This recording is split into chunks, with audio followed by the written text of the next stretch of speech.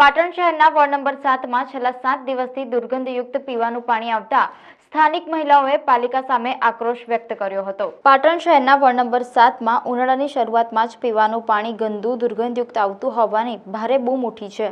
Patan ward number 7ના રહીશો પાણીની વિકટ સમસ્યાનો સામનો કરી રહ્યા હોવાની ફરિયાદો ઉઠતા પામી છે। પાટણ શહેરના વોર્ડ નંબર 7માં દુખવાડા આંબેડકર પાસે આવેલ અમર પાર્ક સોસાયટી ખાતે છેલ્લા 7 દિવસથી દુર્ગંધયુક્ત પીવાનું પાણી આવતા સ્થાનિક લોકો રોગચાળાની ભીતિ સેવી રહ્યા છે। Ward number 7ના corporator Rajendra Hirvaniya જીત્યા પછી ગુમ થઈ ગયા હોવાના પણ આક્ષેપો કરી પોતાના વોર્ડ વિસ્તારની પાયાની સુવિધાઓ પૂર્ણ કરવામાં પણ તેઓ નિષ્ફળ રહ્યા હોવાના સ્થાનિક મહિલાઓએ ગંભીર આક્ષેપો કર્યા હતા।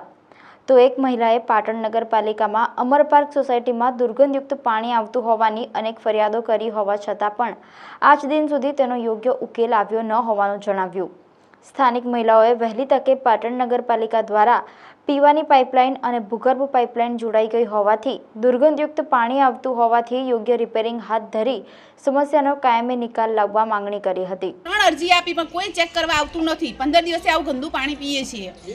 અમારો આ બીમારી આવે તો કોણ અમારા જવાબદાર? તમારા સ્થાનિક ઉમેદવાર હિરવાણીભાઈ આવે અહીંયા જોવા? હિરવાણી તો ચૂંટીને આવ્યો છે તેનો જોવા જ આવતો નથી કે તમે અમને વોટ આપ્યા નથી। એ તો એમ જ કે હા, તમારી સોસાયટી કોંગ્રેસ વાળી છે અને અમારી ભાજપની સત્તા છે, અમારું કશું કામ થશે નહીં। અમારી બધી પ્રોબ્લેમો કોઈ પ્રોબ્લેમ સોલ્વ કરવામાં આવતી જ નથી।